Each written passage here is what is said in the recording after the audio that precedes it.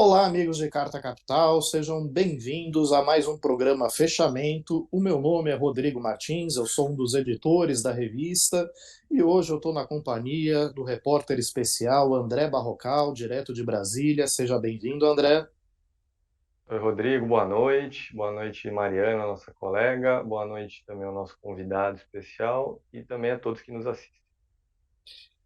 Estamos também na companhia da repórter Mariana Serafini, direto de São Paulo. Seja bem-vinda, Mariana. Oi, boa tarde, boa noite, Rodrigo Barrocal e o nosso convidado. E boa noite a todos os nossos web espectadores aqui no YouTube. E como o pessoal antecipou, temos um convidado especial, o economista Luiz Gonzaga Beluso, que também é colunista de Carta Capital e, o mais importante, foi presidente da Sociedade Esportiva Palmeiras. Seja muito bem-vindo, Beluso. Muito obrigado pela recepção que vocês estão me dando. Você esqueceu de dizer que eu sou conselheiro editorial da Carta. Também, é verdade. Esqueci. É verdade. É verdade. Que Bom, é tão professor, importante quanto o presidente do Palmeiras. então, eu acho que presidente do Palmeiras um pouquinho mais, né? Mais importante é. Um pouquinho mais.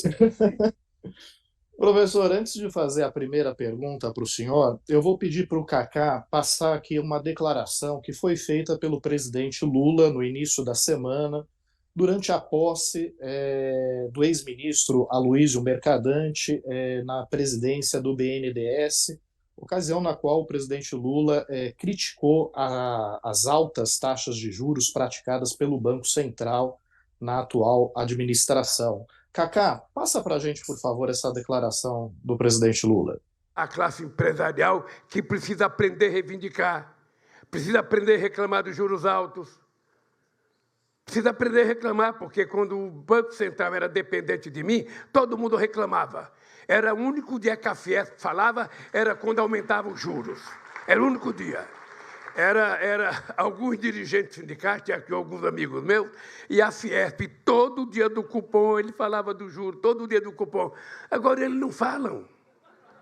Se a classe empresarial não se manifestar, se as pessoas acharem que vocês estão felizes com 13,5%, sinceramente, eles não vão baixar juro. E nós precisamos ter noção. E não é o Lula que vai brigar, não. Quem tem que brigar é a sociedade brasileira. Não existe nenhuma justificativa para que a taxa de juros esteja, nesse momento, a 13,5%. É só ver a carta do cupom para a gente saber que é uma vergonha esse aumento de juros e a explicação que eles deram para a sociedade brasileira.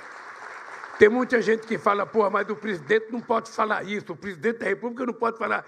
Ora, se eu que fui eleito não puder falar, quem que eu vou querer que fale? O catador de material reciclável? Bom, vimos aí a declaração do presidente Lula sobre a taxa básica de juros do Brasil. Na verdade, ele até cometeu uma imprecisão. Ele disse que essa taxa é de 13,5%. Na verdade, ela já está em 13,75%, é um pouquinho maior ainda. E aproveitando o embalo, né, dessa declaração do presidente Lula, professor, eu gostaria de perguntar para o senhor se existe alguma justificativa para o Brasil ter uma taxa de juros tão elevada. Aliás, por sinal, o Brasil, salvo engano, é o país que tem a taxa de juros real mais alta do mundo, é isso mesmo? Ela está em torno de 8%, né? Descontada a inflação esperada, na verdade. Calculada em cima da inflação esperada, que é em torno de 5,5%. É o que está correndo a inflação, é o que o mercado está imaginando que vai acompanhar o ano de 2023, né? Então, claro que o problema maior é a fixação da meta, né? Porque o que preside o regime de metas é, na verdade, a obrigação do gestor da moeda, o Banco Central, né? A encaminhar a inflação para a meta, e isso depende muito do que se chama, você pega a ata do Banco Central, que se chama a ancoragem das expectativas, né? Porque esse, esse regime de metas, ele tem como fundamento a coordenação das expectativas, imaginando que o Banco Central e o mercado composto de agentes racionais, é capaz, na verdade, de compreender a mensagem, a comunicação do Banco Central e encaminhar a inflação para o nível desejado ou fixado por ele, né? E nisso existe uma complexa relação entre o mercado e o Banco Central, de modo que, em última instância, viu, Rodrigo, o Banco Central teria a capacidade de coordenar as expectativas do setor privado, mas na prática o que acaba acontecendo, por exemplo, pega o Boletim Focus, que é, é consultado, que o mercado acaba impondo os seus pontos de vista ao Banco Central. É um jogo de expectativas, né? Então, digamos, o que está acontecendo agora é que, a despeito da inflação estar no nível, digamos, médio. Outro dia eu estava vendo a inflação no período anterior ao choque de preços, a inflação média do governo Lula e Dilma subiu um pouquinho no final do governo Dilma, mas ela ficou em torno de 5,5%, né? Então, essa, na verdade, é uma marca que deve ser entendida como a inflação que é compatível com as características da economia brasileira. Mas eles colocaram a meta em 3, e aí eles prolongaram essa taxa, eles prometeram manter essa taxa até 2024, né? Então, isso tem consequências para o nível de atividade, porque essa é a taxa básica. Então, sobre essa taxa básica, você se constitui a chamada curva de juros, né? Então, a curva tem uma inclinação e, em geral, os bancos centrais costumam operar na curva, certo? Compram no mercado secundário títulos públicos para não fazer com que a curva fique muito empinada. O Banco do Japão faz isso sistematicamente, o Banco da Inglaterra fez recentemente, o Banco Central Europeu também, o Fed fez isso na crise de 2007, 2008, né? Isso é uma função do Banco Central, é também regular as taxas mais longas. A Inglaterra, a nossa amiga Liz Truss, né? Aquela que durou pouco tempo, ela fez uma atrapalhada lá, as taxas subiram muito, o banco comprou 67 bilhões de libras para acalmar o mercado. É um jogo de coordenação de expectativas, né? Então, o que o Lula está dizendo é que ele acha que a taxa de juros brasileira está muito alta em relação àquilo, ao comportamento da inflação, né? Ao longo de um período bastante comprido, né? E salvo um salto determinado pelo choque de oferta. E tem mais essa também, né? Porque quando você fala de combate à inflação, o que você fez com a política de metas foi estreitar os instrumentos que você usa para combater a inflação. Então, vão pegar o que o Bolsonaro e o Paulo Guedes fizeram. Eles, na verdade, cortaram os impostos estaduais, o ICMS, né? E isso fez com que a inflação arrefecesse. Isso podia ter sido feito de uma maneira mais sofisticada, mais elaborada, como, por exemplo, fazer um fundo de estabilização, como muitos países, por exemplo, a Noruega, que é grande produtora como o Brasil, ela usa um fundo soberano para estabilizar os preços para dentro. Porque o choque de oferta, se você vai combater o choque de oferta com o aumento da taxa de juros, você está, na verdade, é como você cuidar de um sujeito que está com um problema estomacal grave e você dá um remédio fortíssimo para dor de cabeça, né? O cara pode capotar, você entendeu? É uma analogia um tanto quanto perversa, mas é um pouco realista. Ou então, você pode comparar com um pugilista que está perdendo no terceiro round, vai pro seu pro corner, né? E que gente, tem gente, vai, desculpe, gente telefonando aqui, vai para o corner e o treinador, ao invés de abaná-lo e dar água para ele, dá uma cacetada na cabeça dele. Aí ele desmaia, entendeu? É um pouco assim. Desculpe fazer essas analogias, porque o pessoal. E depois tem essa outra dimensão, né? Que eu estou vendo na discussão atual. Não, o problema da política de metas é um problema técnico. Quem falou isso? Tem algum problema técnico na ciência da sociedade? É só na cabeça de um imbecil. É um problema político, de poder. E o que nós estamos assistindo é que esse poder se translada para o Banco Central através das opiniões do mercado financeiro. É isso que acontece. Essas convicções, precisa estudar um pouco também de, né, psicologia social, os descendentes de Freud, muito bons, Wilhelm Reich, por exemplo, seria bom ler, para compreender como é que se formam as convicções, como é que elas se formam, elas operam dentro do, do, do conjunto de percepções. Talvez se ler o Hegel também seria bom, né? Se pensar que a realidade existe, os caras acham que a realidade existe fora deles, não depende das perguntas que você faz a ela, né? Tal de Hegel tentou explicar isso, mas o pessoal acha que ele era idealista. Ele não era idealista, ele era um cultor da percepção da realidade. Mas eu não vou falar disso porque não é o caso. Vamos continuar com a moeda. Podemos falar mais sobre a moeda depois. Tá bom assim ou você quer mais? Não, tá ótimo, professor, tá ótimo. Então, Professor, boa noite mais uma vez. fala. As previsões aí do tal do mercado são de crescimento do PIB da economia brasileira esse ano em torno aí de 1%, arredondando, né? E do ano que vem em torno de 1,5%. E parece ser esse o motivo da, digamos, cruzada do presidente da República contra o juro alto. Não tem mesmo algo diferente a ser feito, além de tentar forçar a derrubada do juro para que o país cresça mais? O governo, independentemente do Banco Central, não teria outra coisa a fazer? Não, então você veja que vamos, talvez você pudesse recorrer, por exemplo, a uma política fiscal mais ativa, não é?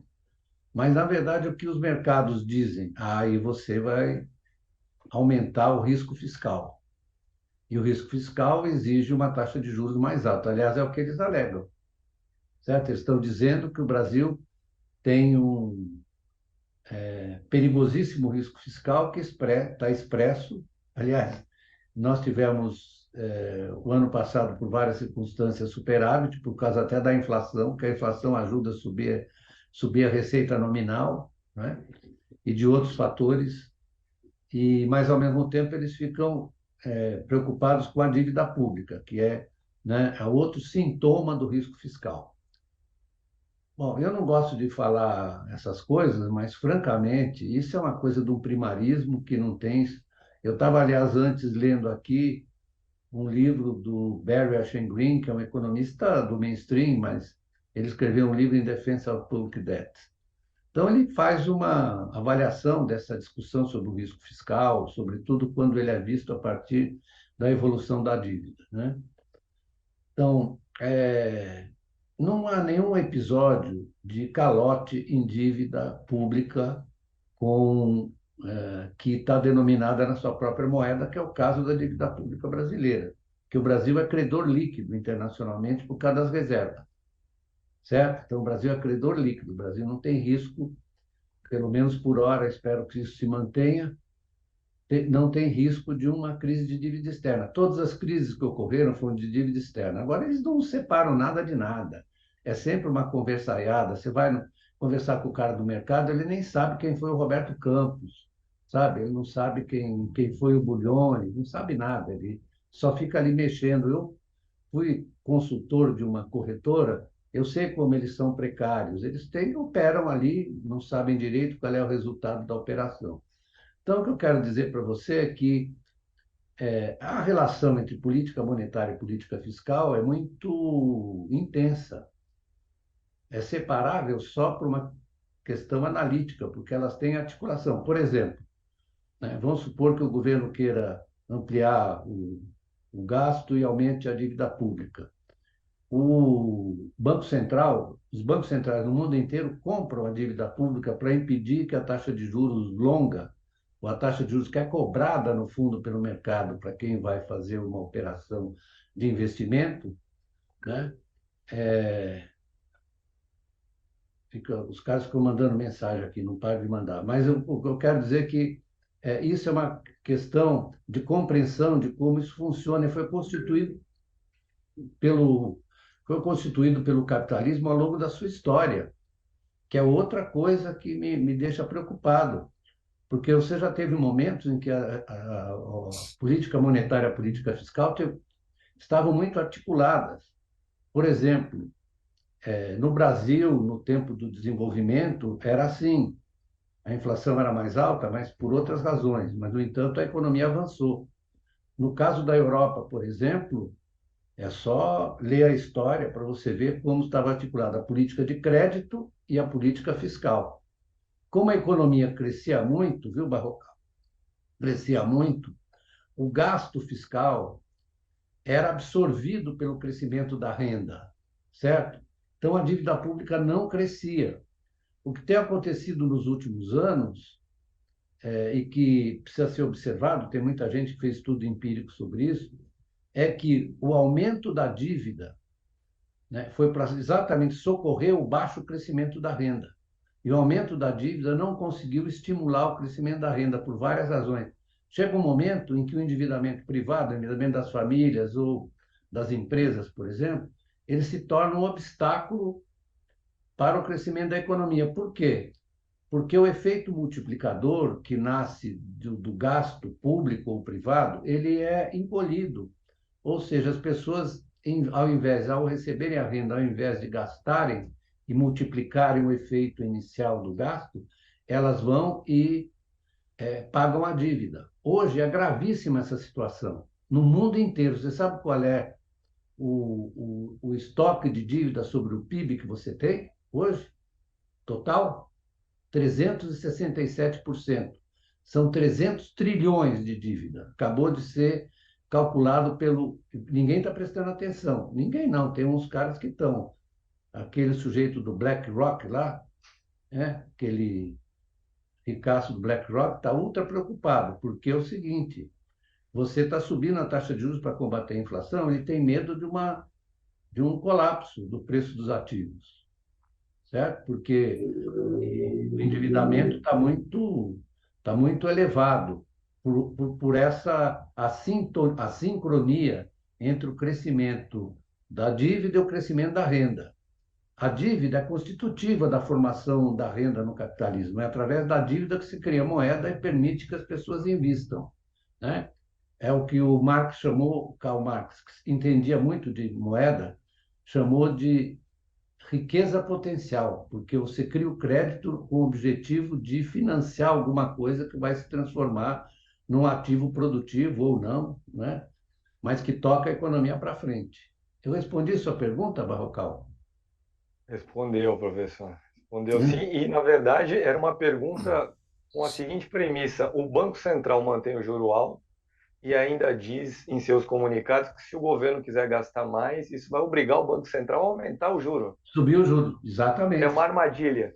É uma armadilha. Isso, exatamente. Então, você completou bem a minha exposição. É isso aí. Diga, Mariana.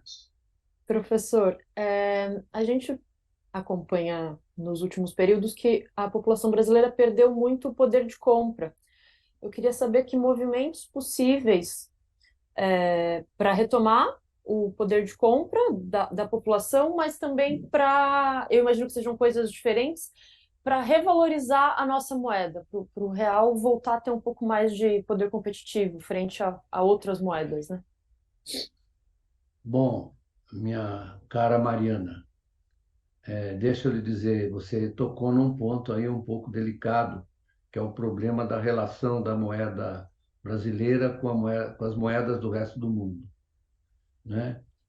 Então, você está falando que a população realmente está presa a um nível de endividamento muito alto. Você tem 70 milhões de pessoas que estão super endividadas e o grau de inadimplência é muito alto. Depois eu vou falar a questão da moeda. Então, o governo está com esse projeto do desenrola, não é? Que é, na verdade, renegociar, e vai ser necessário, não só no Brasil, no mundo inteiro, renegociar a dívida das famílias, porque senão elas vão perder capacidade de compra, vão perder capacidade, inclusive, de, às vezes, sustentar suas próprias condições de vida. Não estou falando só do Brasil é mais grave, mas no mundo inteiro está assim. Então, o problema é o seguinte: os processos e mecanismos do capitalismo, eles são muito, assim, exuberantes num certo momento, e depois eles mesmos criam as condições para travar. Que eu estou falando da dívida, porque a dívida é importante, porque, como eu disse, é a riqueza potencial. Então, você se endivida, aliás, não há capitalismo sem dívida, isso desde sempre, mas particularmente desde 1694, quando surgiu o Banco da Inglaterra, né, que criou essa estrutura de endividamento público e endividamento privado. Aliás, nos períodos normais, quando a economia estava funcionando bem, o que crescia a dívida privada. Depois, quando a economia entrava em recessão, era necessária a dívida pública, para você não deixar que a riqueza privada se desvalorizasse. Então, o pessoal fala de dívida pública como se fosse assim a dívida do meu cara da esquina aqui, que conversa comigo sobre futebol. Não é isso. A dívida pública é um ativo que é a riqueza privada. Você tem uma articulação entre elas, certo? E a dívida pública sempre funciona como ativo de última instância. Mas voltando para a moeda, que você fala, a moeda brasileira, você falou que ela precisava se desvalorizar. Aí há uma questão que é preciso que a gente tenha clareza, é que a valorização da moeda brasileira é um prejuízo para as exportações brasileiras, porque você perde competitividade. Por que que a China, por que que a China avançou industrialmente da maneira que ela avançou? Porque ela manteve um controle sobre o fluxo de capitais, impedindo que houvesse valorização do yuan ou do renminbi, se você quiser, e ao mesmo tempo ela viveu um momento muito peculiar, acatou investimento direto estrangeiro no momento em que o dólar se valorizou. Nós estávamos falando aqui do Volcker, né? A partir do momento que o Volcker teve aquele choque, valorizou o dólar, o que você teve foi uma saída de capital produtivo, digamos, de empresas americanas que foram para a Ásia, sobretudo para a China. Recentemente, por exemplo, para comprar máscara da 3M, o Trump teve que recorrer a 3M que estava produzindo na China. O próprio Macron reclamou.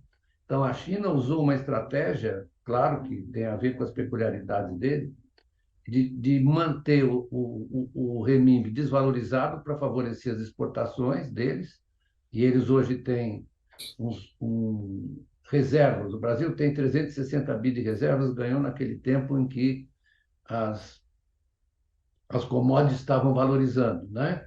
A China tem 3 trilhões e 200 bilhões de reservas, tudo acumulado a partir das exportações. Ela se transformou ela exportava manufaturados menos que o Brasil em 1980, e hoje ela é a maior exportadora de manufaturados do mundo. Ela tem 14% das exportações.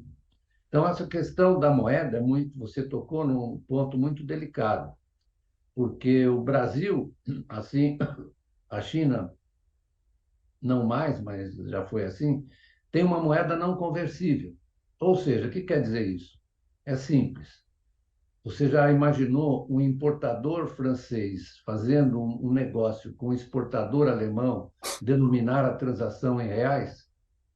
Você acha que vai acontecer? Ou eles vão denominar ou em euro ou em dólar? Talvez em euro ou em dólar, que são as moedas conversíveis.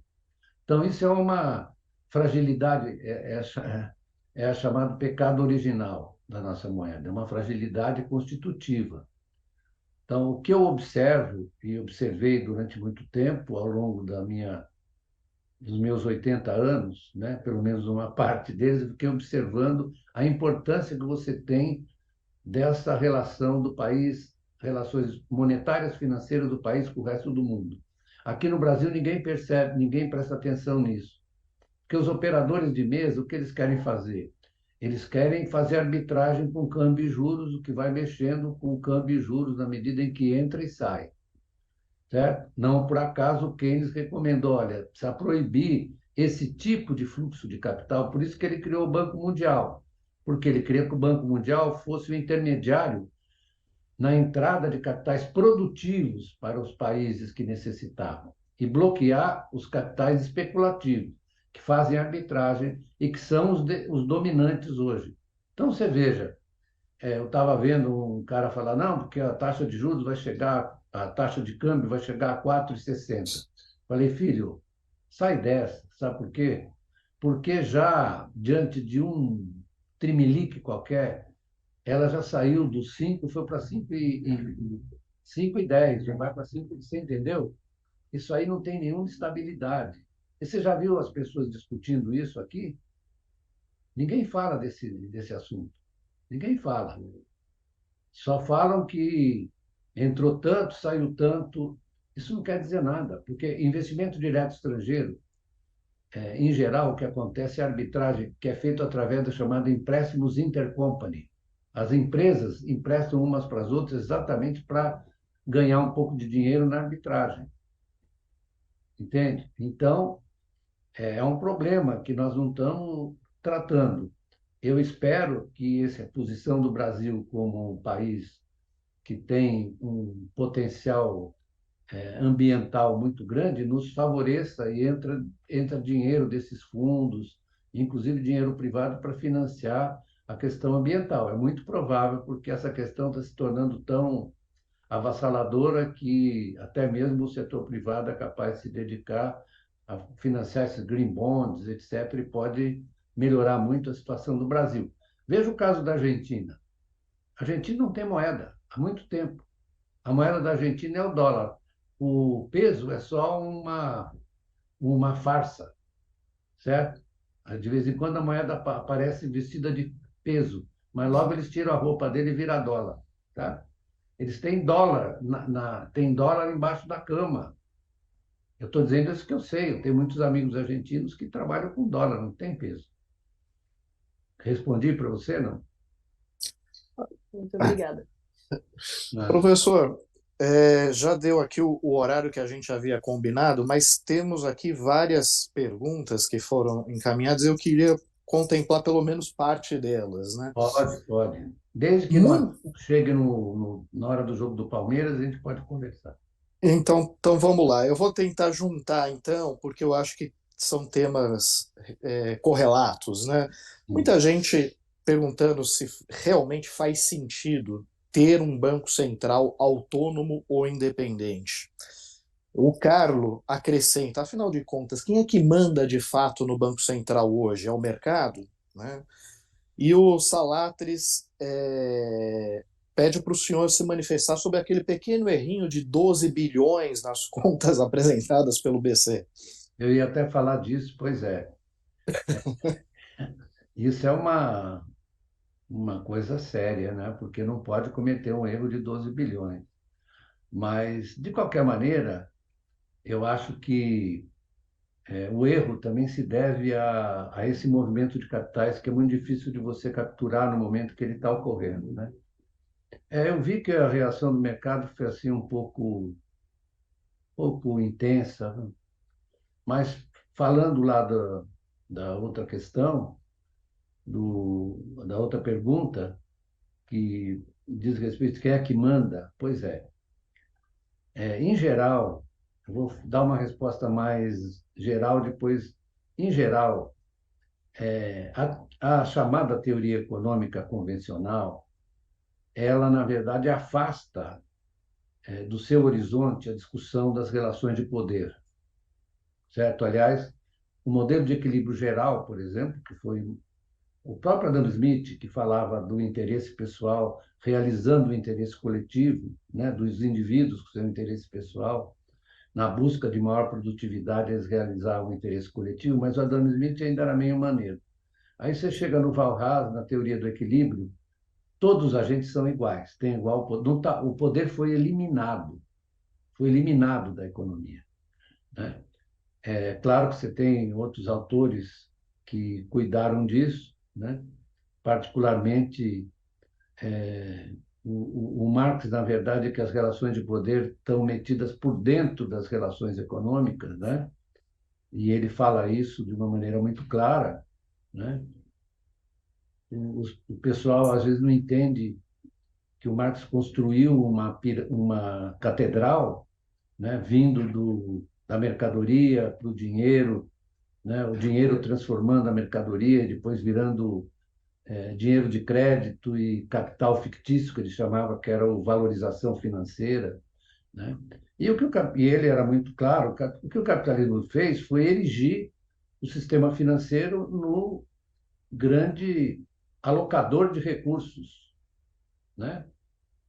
Os convencionais ficam falando na alocação de recursos. Quem aloca recursos numa economia monetária financeira é o mercado financeiro. Ele escolhe, ele determina. Por exemplo, como é que você vai construir um novo prédio de apartamentos? A empresa vai lá e pede um crédito para o banco. E o banco decide se vai entregar, se acha que é o caso ou não, examina o setor, examina a qualidade da empresa. Então, ele tem esse poder, né? Então, e o Banco Central, como instituição gestora da moeda, ela não tem como escapar dessa determinação, desse poder, não tem como. Eu disse no início que, em geral, quando você fala em autonomia e independência do Banco Central, eles dizem assim, no Banco Central precisa fixar a taxa de juros de modo a ancorar a expectativa do setor privado. Só que o jogo não é esse. Na verdade, o Banco Central fica consultando os economistas do Focus, no caso brasileiro, os economistas dos Focus fazem uma hipótese a respeito da inflação e da taxa de juros. Eu vejo isso todo dia, que eu discuto com as pessoas, né? E o Banco Central organiza, então, a sua política monetária em função disso, porque tem a ideia da ancoragem, né? Quer dizer, o Banco Central acha que ele está ancorando as expectativas ao definir a taxa de juros, né? Na verdade, isso entra no jogo de expectativas do mercado em relação à situação da economia. No fundo, é um sistema de informações que é dos dois lados e um lado é predominante. Porque se ele vai ancorar as expectativas, ele precisa saber quais são as expectativas. E as expectativas são do mercado. E o mercado impõe essas expectativas ao Banco Central. É uma relação de poder, né? Então, aí o pessoal fica dizendo, não, precisamos tratar isso tecnicamente. Espera um pouco, né? Isso é coisa de a galinha do vizinho bota ovo amarelinho, né? Bota um, bota dois, bota três, né? Não é isso? É a Pois história. é, porque assim, a questão dos juros altos, por exemplo, ele pode eventualmente sabotar o crescimento, ser prejudicial à indústria brasileira, que às vezes precisa de crédito para financiar a produção, para fazer investimentos e tal, mas eventualmente pode ser muito interessante para o sistema financeiro, né? Pois Para os é. bancos. Então, deixa eu fazer uma observação aí, é que o problema é da incerteza e da falta de segurança nas decisões dos agentes econômicos. Então, para o mercado financeiro, pode parecer muito interessante, num determinado momento, ou interessante e devido, que você suba a taxa de juros, mas isso pode se voltar contra ele. Pode se voltar contra ele, porque, na verdade, se ocorre um colapso no preço dos ativos e de crise de endividamento das empresas, vai bater neles, né? Aí tem gente que diz, mas aí o Banco Central, veja o caso da crise de 2008, aí o Banco Central tem que entrar socorrendo. E é verdade, porque eles podem exercer esse poder e cometer esses equívocos, e na hora do vamos ver, o Banco Central tem que entrar socorrendo. Por quê? Aí as pessoas não, socorrer os bancos, não é bem isso, porque todas as pessoas, a grande maioria delas, tem o seu dinheiro, suas aplicações, seu dinheiro nos bancos. Então, se houver um colapso, vai todo mundo perder. Então, aí eles se valem dessa situação coletiva. Veja a experiência do combate à crise de 2007, 2008. É um exemplo típico. O pessoal dizia, não, você está protegendo os bancos. Aí o Bernanke disse, não, eu estava segurando os cocos para vocês, porque senão você tem uma desvalorização dramática da riqueza.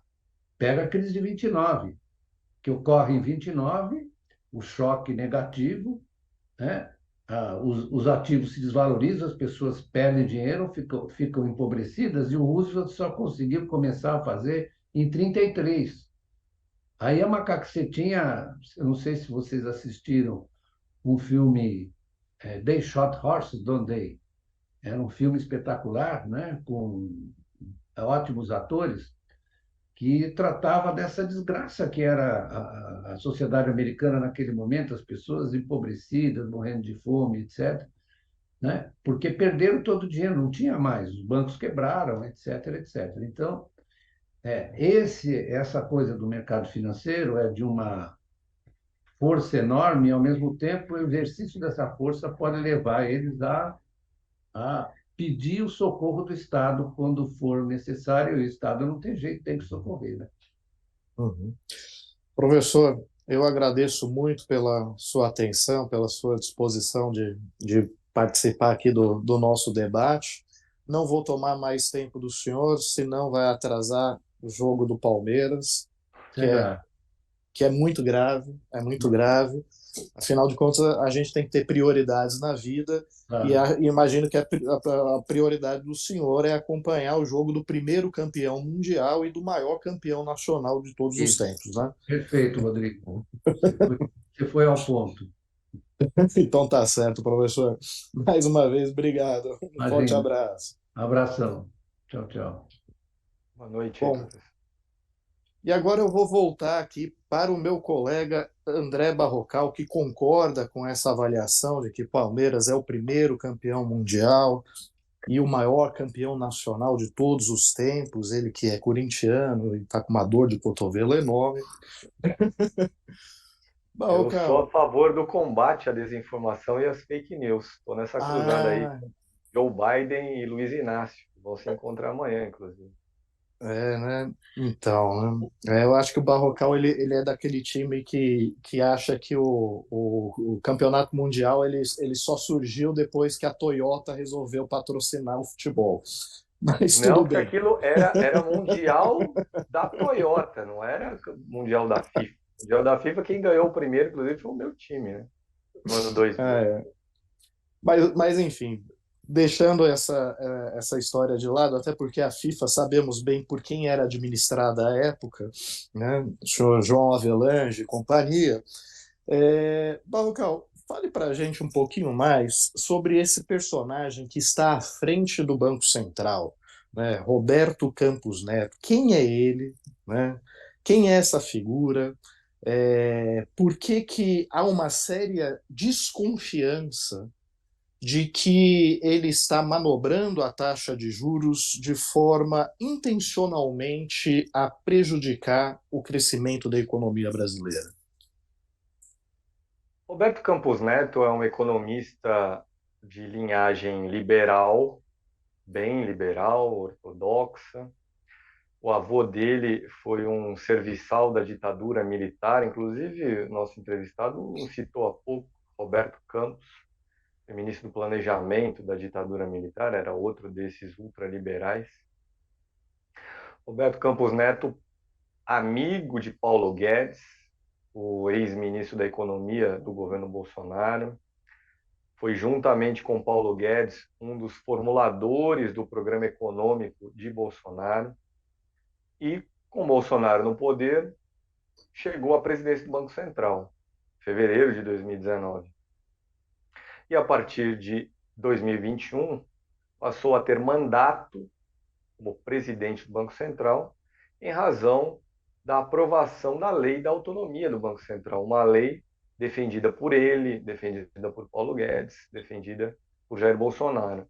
E essa lei faz com que um diretor, o presidente do Banco Central faz parte dessa categoria, né? um diretor do Banco Central tenha mandato e só possa ser demitido antes do fim desse mandato, por exemplo, se cometer se for incompetente, comprovadamente. E o curioso é que, com Roberto Campos no Banco Central, nós já vimos 2 anos de estouro da meta de inflação, e provavelmente agora em 2023, a julgar pelas previsões do tal do mercado, vai estourar de novo esse teto da meta. Mas então esse Roberto Campos Neto é uma herança deixada por Jair Bolsonaro para o presidente Lula. Ele até 10 de janeiro fazia parte de um grupo de WhatsApp intitulado Ministros de Bolsonaro. Essa informação a gente tem graças a uma fotógrafa da Folha de São Paulo, a Gabriela Biló, que flagrou com uma foto o celular do senador Ciro Nogueira, que era ministro da Casa Civil de Bolsonaro, e na tela fotografada por Gabriela Biló a gente via ali @Roberto Campos Neto. Foi também Roberto Campos Neto uma pessoa que na eleição do ano passado votou em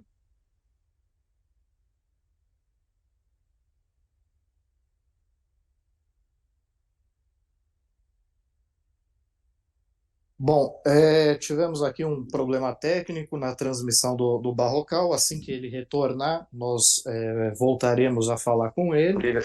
essa Opa, empresa no Barrocal, desculpa, a sua transmissão ela deu uma travada. Você pode retomar um pouquinho, por favor? Último minuto? Até que ponto, até que informação eu fui ouvido aí, Rodrigo, que eu também me perdi. Olha, você estava. Que eu me recordo, você estava falando sobre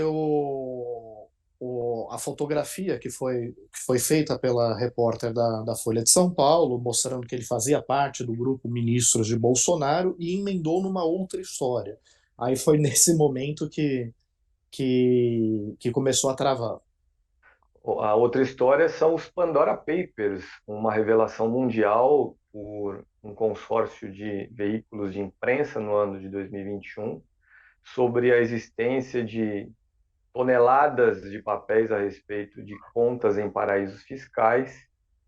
E nós soubemos na oportunidade que Roberto Campos Neto tinha tido, entre 2004 e 2020, uma conta num paraíso fiscal, no Panamá.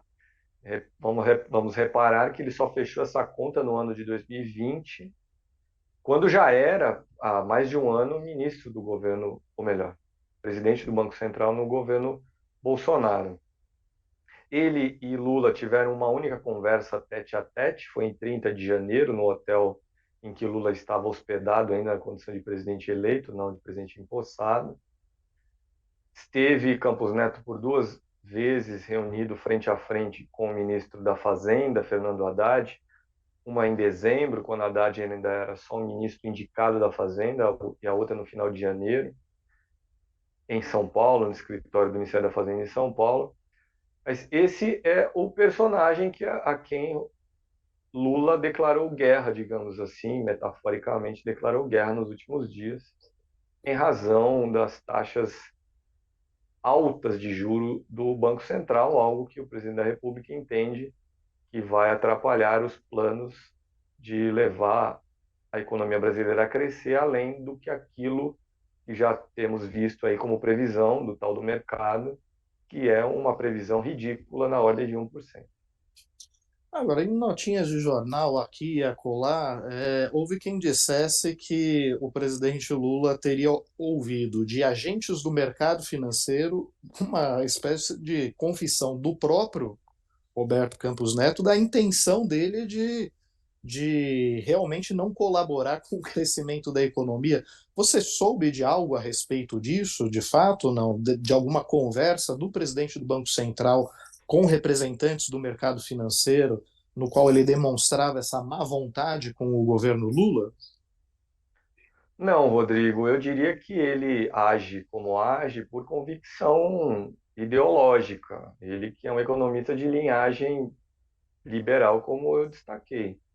Uhum. Não tenho informação de algo premeditado para sabotar o governo Lula. Entendo que, de fato, ele age como age por razões aí liberais mesmo, de quem acha que o Banco Central tem um papel fundamental para segurar a moeda, o valor da moeda, segurar a inflação, custe o que custar, e não importa o governo de turno. Se isso trará prejuízo para a atividade econômica, não é problema dele. Uhum. É assim que eu entendo que funciona a cabeça de Roberto Campos Neto, por se tratarem de um economista aí bem liberal. Tá certo, Barrocal. Bom, e a Mariana, ela preparou dois materiais para a edição impressa de Carta Capital desta semana.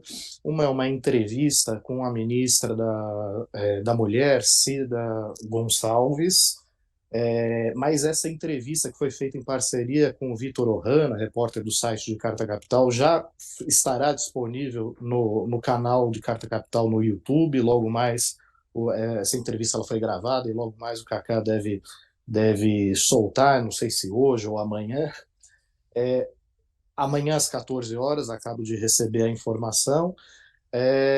Então, em vez de perguntar sobre esta entrevista e estragar, né, a surpresa de quem vai acompanhar ela amanhã a partir das 14 horas, eu vou perguntar sobre uma outra reportagem que a Mariana fez sobre um problema que está sendo vivenciado por uma parcela, né, uma ampla parcela da população trans no Brasil, que depende de terapia hormonal, né, que fez a transição e que faz tratamento com hormônio enfim, para manter as características do corpo que deseja e com o qual se identifica, né? Só que nos últimos tempos passou a faltar no SUS uma substância chamada testosterona, que é um hormônio masculino, né, usado pelos homens trans, e esse medicamento também teve um reajuste para lá de abusivo nas farmácias, não é, Mariana? Isso mesmo, Rodrigo. A população trans no Brasil está enfrentando agora mais esse problema. Como se não bastasse o Brasil ser o país mais violento do mundo contra as pessoas trans. Pelo 14º ano seguido, é o país que mais mata pessoas trans. As mulheres trans têm uma expectativa de vida muito mais baixa que as mulheres cis, por conta desse grau de violência. E aí agora, recentemente, está acontecendo esse problema com o medicamento que se chama cipionato de testosterona, que é a testosterona usada para fazer a transição de gênero. Foi uma portaria, não uma portaria, uma liminar do Tribunal Regional Federal 1, instaurada em setembro do ano passado, que permitiu que a farmacêutica EMS, que é a produtora desse medicamento, aumentasse o preço em 380%. Então, uma pessoa que comprava, que podia ir na farmácia comprar testosterona por cerca de 50, 60 reais a caixa, agora passou a custar mais de 250 reais, o que torna o tratamento um tanto impeditivo pelo preço. E a gente não conseguiu apurar, porque não teve informações precisas vindas do sistema de saúde, por mais que eu tenha buscado isso nessa semana, de por que está faltando no SUS o medicamento. O SUS tem um tratamento, uma oferta de tratamentos para as pessoas que estão em processo de transição de gênero muito ampla, e segundo as pessoas com quem eu conversei, é um processo muito humanizado também. Os médicos atendem muito bem, as enfermeiras, todos os agentes de saúde do SUS são muito acolhedores com relação à população trans. O problema é que o medicamento está faltando. Eu conversei com algumas pessoas que não estão conseguindo a testosterona desde outubro, novembro do ano passado, o que faz com que a terapia hormonal atrase. Atrasando a terapia hormonal, a pessoa volta a ter características do corpo anterior, o que causa não só adoecimento físico, como também adoecimento mental, porque a pessoa passa a não se reconhecer no próprio corpo, né? Então, tem tido casos de homens trans que voltaram a menstruar, por exemplo, e isso é um processo muito agressivo para o organismo. Fora isso, a voz começa a mudar. E aí, na questão de adoecimento mental, uma das pessoas com quem eu conversei está tendo crise de ansiedade, muitos pesadelos, porque começa a sonhar com o corpo que aquela pessoa já não deseja mais ter. Então, é uma situação muito grave que essas pessoas estão enfrentando hoje no Brasil, e sem uma perspectiva de que esse medicamento volte, porque o SUS não sabe informar quando é que vai regularizar de novo a distribuição da testosterona, e tampouco tem-se alguma informação sobre quando essa liminar pode cair para que o medicamento volte a ter um preço menos impeditivo. Eu conversei com a deputada federal Duda Salabert, que é uma das duas deputadas federais trans que a gente tem hoje no Congresso Federal, e ela disse que uma das prioridades de mandato é trabalhar para tentar baixar essa liminar. Então, ela vai ter uma reunião em breve com a ministra da Saúde, Nízia Trindade, para tratar especificamente desse tema e também para ampliar a oferta do medicamento no SUS e ampliar os campos de atendimento do SUS, porque hoje já existem equipamentos públicos de acolhimento à pessoa trans no SUS em todo o Brasil, mas precisa interiorizar mais esses equipamentos e ampliar mesmo a oferta do tratamento de terapia hormonal. Até uma amiga jornalista que é uma mulher trans me corrigiu. Ela disse que a gente não deve ficar falando tratamento, deve tratar apenas como transição ou processo de transição, porque tratamento remete a uma Patologia. patologização do caso, e não é isso, e não é disso que se trata, é uma escolha da pessoa, ela se sente na necessidade de migrar para um outro corpo e não é necessariamente um tratamento. Então, é um processo de transição. Então, foi bem interessante fazer essa matéria. Eu consegui conversar com várias pessoas que estão em transição hormonal e é um descaso que a gente vê. Assim, algumas encaram como uma violência institucional, a permissão de aumentar o preço do tratamento de forma tão abusiva, e também um descaso do SUS mesmo. Apesar de ser um tratamento muito humanizado e muito acolhedor, de repente você se vê sem o medicamento que você precisa tomar a cada 2, 3 meses e não ter condição de comprá-lo, soa como uma violência institucional que precisa ser rapidamente revertida, porque essas pessoas não podem ficar muito tempo mais sem tomar testosterona. Elas já estão aí há 3, 4 meses sem o medicamento. Então, os impactos no organismo vão se tornando cada vez mais graves e cada vez mais difíceis de serem revertidos. Esse que é o problema. Às vezes, o corpo que a pessoa conseguiu conquistar ao longo de anos fazendo a terapia hormonal volta muito rápido. Não tem como prever como é que vai ser esse processo de regressão. Então, de regressão hormonal, né? Então, por isso é muito sério. As pessoas precisam ter uma resposta rápida. A deputada Duda garantiu que esse tema vai ser tratado com a celeridade que precisa, mas a gente ainda não tem uma previsão de quando a situação vai ser de fato resolvida. Tá certo, Mariana. Bom, eu vou, antes aqui de passar para as considerações finais, ler alguns comentários. O Jonatas Santos diz: Eu faço parte da cota que odeia o mercado financeiro, pois esse só gera especulação, não gera empregos, nem alimenta a indústria nacional. Jonatas, eu também, mas por razões bem mais pessoais, eu não aguento mais os telefonemas de cobrança. De toda forma, eu agradeço a contribuição que você fez. A Gisele Saviani diz está irritada por uma parcela ampla da mídia ficar criticando o Lula e defendendo o Banco Central. O Carlo Dastoli observa que os juros do cartão de crédito são criminosos, são mesmo, né? Enquanto a taxa básica de juros é de 13,75% ao ano, mas é uma taxa referencial que vai lastrear todas as outras taxas, né? Então, assim, empréstimo para pessoa jurídica está na faixa dos 23% ao ano. Empréstimo de pessoa física já vai para 56% ao ano.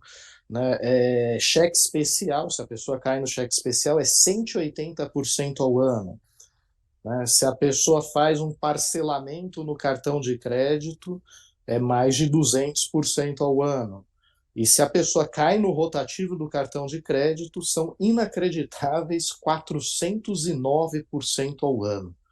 Quer dizer, você está com uma dívida no cartão de crédito, não pagou de R$ 1.000 no início do ano, no início do próximo ano você vai estar devendo R$ 4.000.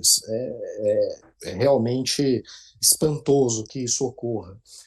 Barrocal, quem é o seu convidado amanhã para o Poder em Pauta e qual seria o assunto que você destacaria aqui no fim do nosso programa? O convidado amanhã, Rodrigo, é o João Brant, secretário de Políticas Digitais, uma repartição da Secretaria de Comunicação Social da Presidência da República.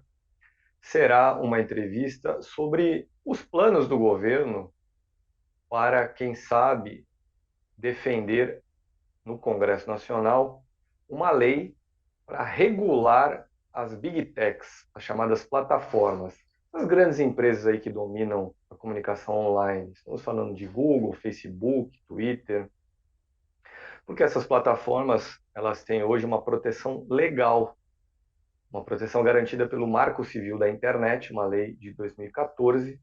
Diz o Marco Civil que elas não podem ser responsabilizadas pelo conteúdo que as pessoas publicam nas redes sociais, exceto se a justiça mandar esse conteúdo ser retirado e as plataformas não quiserem retirar. Aí elas podem tomar uma multa. Do contrário, está tudo liberado para elas fazerem.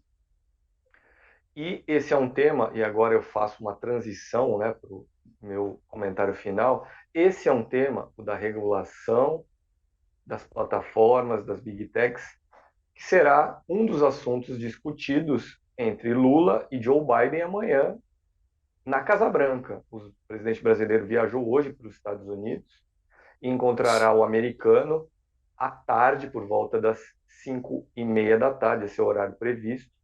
Vão discutir aí meio ambiente, direitos humanos, combate ao extremismo que é uma pedra no sapato lá de Biden na forma de trumpismo e aqui no Brasil de Lula na forma de bolsonarismo.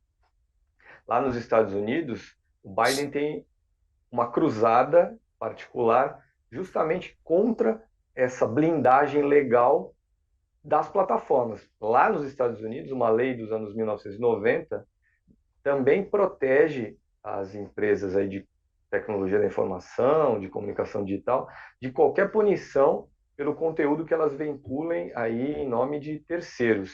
O presidente americano acha que isso precisa mudar, porque do jeito que está, é vida boa para as plataformas. Então é isso, Rodrigo.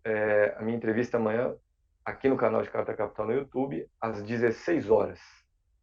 Tá certo, Barrocal. Mariana, gostaria de acrescentar algo no final do programa?